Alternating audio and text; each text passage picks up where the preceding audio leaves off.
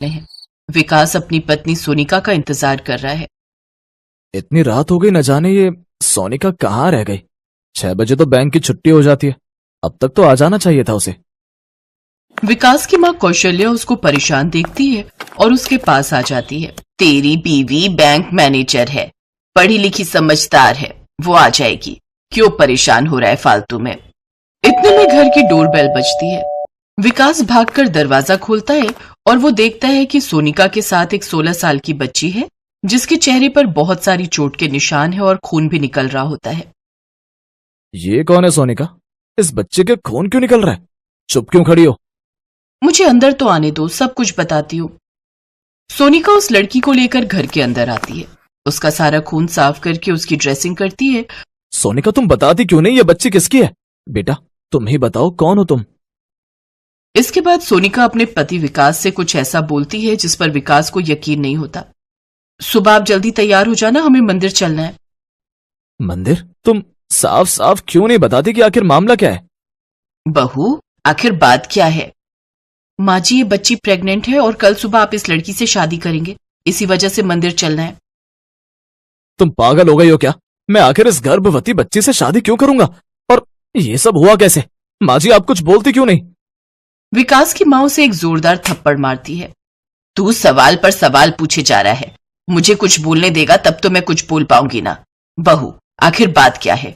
तू खुद अपनी सौतन क्यों लाना चाहती है, वो भी छोटी सी बच्ची को? और ये छोटी सी बच्ची प्रेग्नेंट कैसे हो गई? माँ, मैं सब कुछ आपको बताती हूँ। आज जब मैं ऑफिस से लौट रही थी, लौटते वक्त सोनिका ने देखा कि एक आदमी और एक औरत मिलकर उस 16 साल की लड़की निहारिका को किसी सुनसान सड़क के बीचों बीच बहुत ही बेरहमी के साथ मार रहे होते हैं।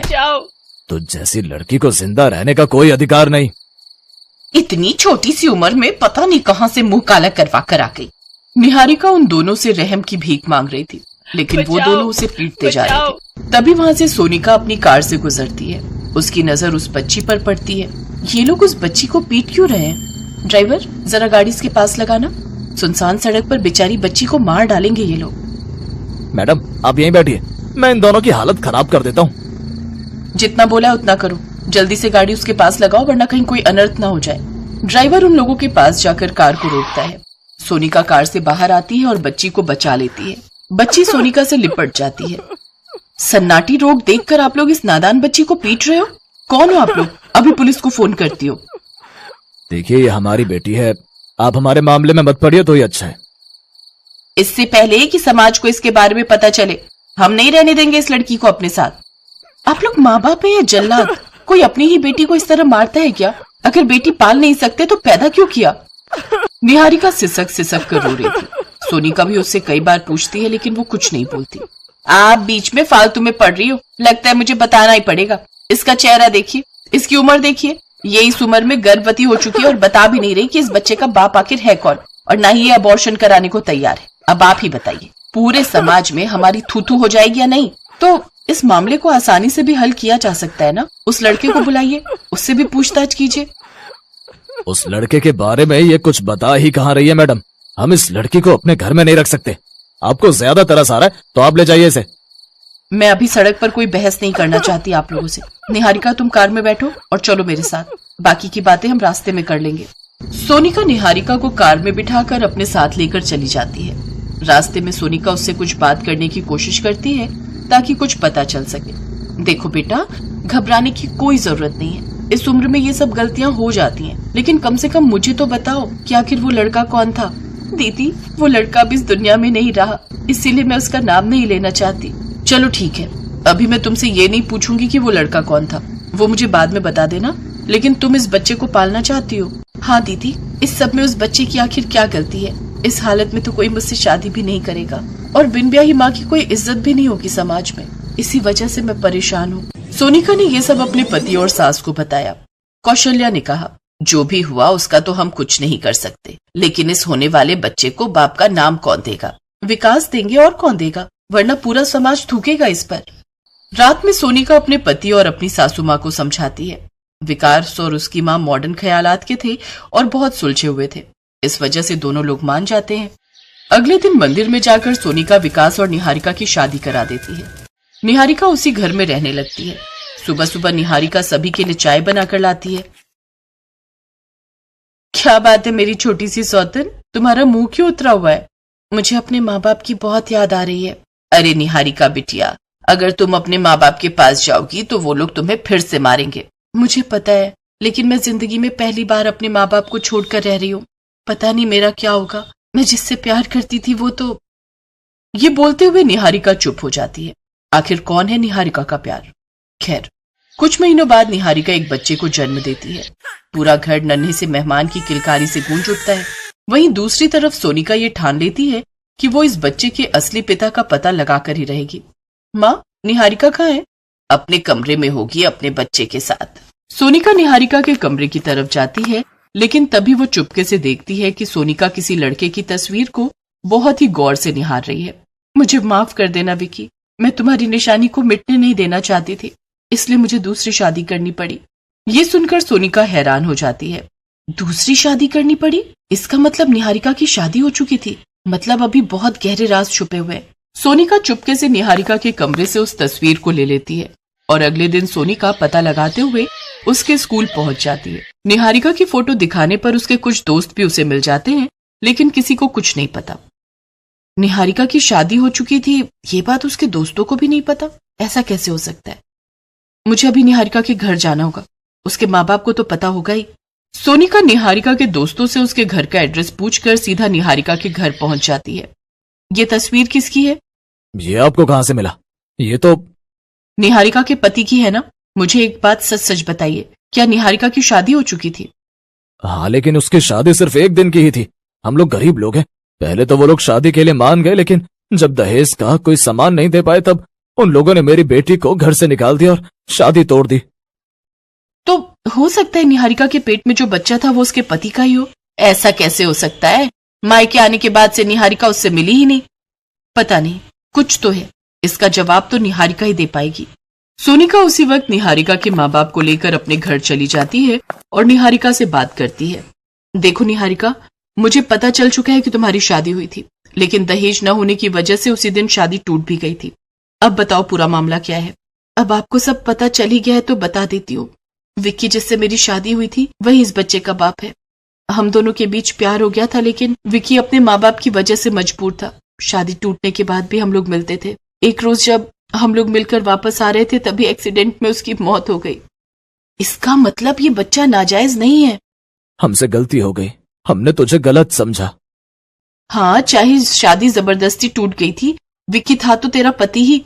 अब उसके माँ बाप को अपनी गलती का एहसास होता है और वो लोग अपनी बेटी और उसके बच्चे को अपने पास ही रख लेते हैं। निहारिका, आज से तुम्हारा परिवार हमारा परिवार है। निहारिका को इसी घर में रहने दीजिए। ये घर ही उसका ससुराल है। ये समाज बड़ा गंदा है, अकेली लड़की को जीने नहीं देता है। उससे अच्छा ये मेरी सौतन बनकर यहीं पर रहे। निहारिका उसी घर में रह जाती है और इसके बाद वो लोग खुशी खुशी एक साथ रहने लगते हैं।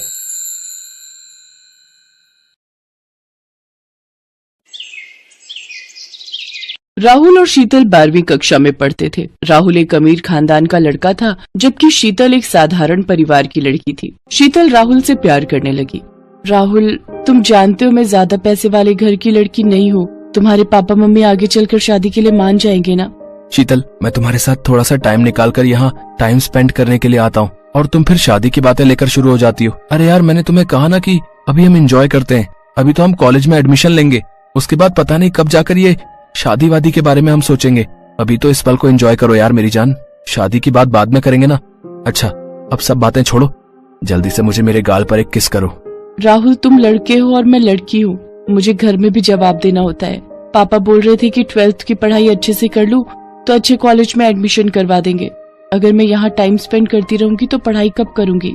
अरे क्यों टेंशन ले रही हो यार? अच्छा, थोड़ी देर बैठते हैं ना, फिर चलते हैं। इसी तरह राहुल और शीतल आपस में समय बिता रहे थे। शीतल के पड़ोस में रहने वाला अमर भी शीतल की ही क्लास में पढ़ता था। वो शीतल को कई बार समझाता था कि वो राहुल से ज्यादा दोस्ती न रखे, पर शीतल उसकी बात को नहीं मानती थी। शीतल, तुम जानती नहीं हो, राहुल अच्छा लड़का नहीं है। वो सिर्फ तुम्हारा फायदा उठा रहा है। वो तुम्हें प्यार व्यार कुछ नहीं करता। तुम मेरी बात को समझो, राहुल का साथ छोड़ दो। देखो अमर, तुम मेरे अच्छे दोस्त हो, पर इसका मतलब ये नहीं कि तुम मेरी पर्सनल लाइफ में दखलंदाजी करो। मैं जानती हूँ कि राहुल मुझे बहुत प्यार करता है और वो मेरा साथ कभी नहीं छोड़ेगा। उसने मुझे पहले ही कह दिया है कि वो आगे आने वाले टाइम में मेरे से शादी जरूर करेगा। बस अब तुम मुझे इस बात के लिए कभी भी मत कहना, नहीं तो मेरा मन दुखेगा। मैं तुम्हें अपना अच्छा दोस्त मानती हूँ, तो तुम्हें तो मेरी खुशी में खुश होना चाहिए ना। अच्छा, मैं जा रही हूँ, राहुल कैंटीन में मेरा वेट कर रहा होगा। अमर उस समय चुप हो जाता है। शीतल और राहुल की नजदीकियां बढ़ती जा रही थी। उनके एग्जाम नजदीक थे, पर शीतल बिल्कुल भी पढ़ाई नहीं कर रही थी। राहुल उसे आए दिन कहीं न कहीं घुमाने ले जाता था। इससे शीतल की पढ़ाई पर बहुत असर हो रहा था। एक दिन, शीतल, तुम क्लास में टॉप करने वाली लड़की हो और तुम्हारे टेस्ट में इतने कम मार्क्स आए हैं। आजकल तुम्हारा ध्यान कहाँ रहता है? मुझे तुमसे ये उम्मीद नहीं थी। शीतल, अब तुम्हारे फाइनल एग्जाम आने वाले हैं, तुम्हें उन पर ध्यान देना चाहिए। सॉरी मैम, मैं ध्यान रखूंगी कि आगे से ऐसी गलती ना हो। मैं खूब मन लगाकर पढ़ाई करूंगी। शीतल उस दिन तो अपनी टीचर को ये कहकर बच गई, पर शाम के समय राहुल ने फिर से उसे घूमने चलने के लिए कहा। क्या यार शीतल, मैंने तुम्हारे लिए इतना बड़ा प्लान किया है और तुम एकदम से मना कर रही हो। मेरा मूड खराब हो जाएगा। मैं कुछ नहीं सुनने वाला। आज तो तुम्हें मेरे साथ चलना ही होगा, वरना मैं तुमसे कभी बात नहीं करूंगा। एक काम करता हूँ, मैं प्रिंसी को ले जाता हूँ। प्रिंसी बहुत दिनों से मुझे कहीं घुमाने के लिए कह रही है। एक सेकेंड, कोई प्रिंसी तुम्हारे साथ घूमने नहीं जाएगी। तुम्हारी बाइक पर बैठने का हक सिर्फ मेरा है और किसी का नहीं। तुम रुको, मैं अपना बैग लेकर आती हूँ। अरे शीतल, एक्स्ट्रा क्लास का टाइम हो रहा है, तुम कहाँ जा रही हो? अमर प्लीज, आज संभाल लो ना। तुम तो मेरे सबसे अच्छे दोस्त हो। प्लीज मैम को मेरे लिए कोई बहाना कर देना। मैं राहुल के साथ घूमने जा रही हूँ। अगर मैं नहीं गई ना तो वो नाराज हो जाएगा। ओह अच्छा, ठीक है, जाओ। मैं संभाल लूंगा, पर टाइम से घर पहुंचना। शीतल राहुल के साथ घूमने चली जाती है। राहुल शीतल को एक होटल में ले जाता है। राहुल पर विश्वास करके वो अपने आप को राहुल को सौंप देती है। नादानी में राहुल और शीतल दोनों बहक जाते हैं। पर उस दिन के बाद राहुल का नेचर बदल जाता है। शीतल जब भी उससे बातें करने की कोशिश करती, राहुल उससे दूर होने की कोशिश करता। कुछ दिनों बाद शीतल को पता चलता है कि वो प्रेग्नेंट हो गई है और वो माँ बनने वाली है। राहुल, मैं बहुत परेशान हूँ। मैं कब से तुमसे मिलने की कोशिश कर रही थी, पर तुम हो कि मुझसे बात ही नहीं करते हो। राहुल, मैं प्रेग्नेंट हूँ, मैं माँ बनने वाली हूँ। मुझे बहुत घबराहट हो रही है। मुझे लगता है हमें अपने अपने घर वालों को इस बारे में बता देना चाहिए ताकि हमारी शादी हो सके। कैसी बातें कर रही हो शीतल? मैं भी खुद बच्चा हूँ। मैं एक बच्चे का बोझ कैसे संभाल सकता हूँ? मेरी मानो तो ये बच्चा गिरा दो। अरे वो तो मजे मजे में हो गया। क्या करोगे इस बच्चे को रखकर? मेरे साथ चलो, मैं भी तुम्हारा अबॉर्शन करवा देता हूँ। राहुल की बात सुनकर शीतल उसे जोर से चांटा लगाती है। तुम्हें शर्म आनी चाहिए राहुल। मुझे तो लगा कि हमारे प्यार की निशानी को तुम दुनिया के सामने स्वीकार करोगे, पर नहीं, तुम तो कायर हो। अरे तो जैसी पता नहीं कितनी मेरे आगे पीछे घूमती है।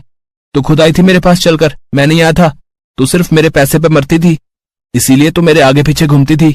मुझे क्या पता था कि तू गोंद की तरह मेरे से चिपकने की कोशिश करेगी। एक बात कान खोलकर सुन ले, मेरा अब तुझसे कोई वास्ता नहीं है। और हाँ, ज्यादा चू चपड़ की तो सबके सामने बदनाम कर दूंगा। अरे कैसे बताएगी? कोई सबूत है कि ये बच्चा मेरा है?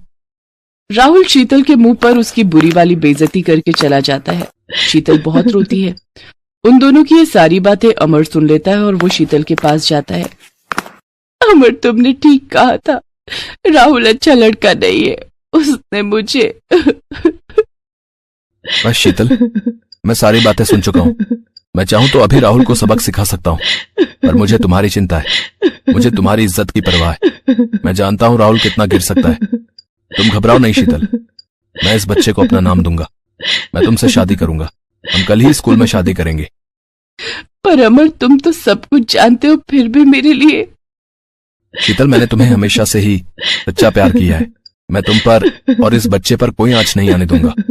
अगले दिन अमर और शीतल अपने कुछ दोस्तों के सामने स्कूल के कमरे में एक दूसरे को जयमाला पहनाते हैं और अमर शीतल की मांग में सिंदूर भर देता है। शीतल की आंखों में आंसू थे।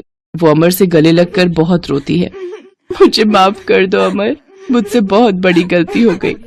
तुमने जो आज मेरे लिए किया है वो कोई भी नहीं करता। उसके लिए बहुत बड़ा दिल चाहिए जो सिर्फ तुम्हारे पास है। Thank you Amar, thank you so much. चुप हो जाओ शीतल। देखो, अब तुम्हारी सारी परेशानियां मेरी परेशानियां हैं। तुम्हारी जिंदगी के सारे दुख मुझे दे दो। मैं तुम्हें सारी खुशियां देना चाहता हूँ। अमर और शीतल अभी बात कर ही रहे थे कि तभी उनकी टीचर वहां जाती है और वो गुस्से में अमर और शीतल को प्रिंसिपल के ऑफिस लेकर जाती है। वहीं शीतल के पापा को बुलाया जाता है। शीतल को अपने पापा के साथ घर भेज दिया जाता है। वहीं शीतल के पापा ने अमर को बुलाया और उसे जोरदार चांटा लगाया। देखा कल्याणी, तुम्हारी बेटी स्कूल में ये गुल खिलाती है, इस लड़के के साथ शादी की है, मैं तुझे जिंदा नहीं छोड़ूंगा। सुनिए, मारिए मत, अब ये आपकी बेटी का पति है। पापा, अमर को मत मारो, अमर की इसमें कोई गलती नहीं है, मैं आपको सब सच बताती हूँ, प्लीज पापा अमर को मत मारो। शीतल अपने माता पिता को सारी सच्चाई बताती है कि सारी गलती उसी की थी। अमर ने अपनी दोस्त का साथ देकर उसकी इज्जत बदनाम होने से बचाई है, उसके होने वाले बच्चे को अपना नाम दिया है। शीतल के पिता अमर को गले से लगा लेते हैं। अमर बेटा, मैं तुम्हारा कैसे शुक्रिया अदा करूं, उस राहुल को तो मैं जिंदा नहीं छोड़ूंगा। तभी राहुल के पिता उसे लेकर वहां आ जाते हैं। शीतल, मैंने मम्मी पापा को सब सच बता दिया है, मैं तुम्हारे बिना नहीं रह सकता, मैं तुम्हें और हमारे बच्चे को स्वीकार करता हूँ। शीतल, मुझे माफ कर दो।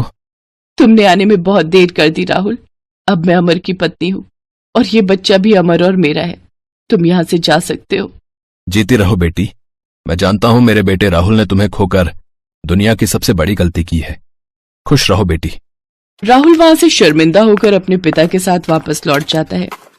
अमर शीतल के प्रति अपनी सारी जिम्मेदारियां निभाता है और वक्त के साथ साथ सब कुछ ठीक हो जाता है। दोनों एक दूसरे का साथ पाकर बहुत खुश थे। दोनों एक साथ अपनी पढ़ाई भी पूरी करते हैं। शीतल अपने बच्चे को भी संभालती है। कुछ सालों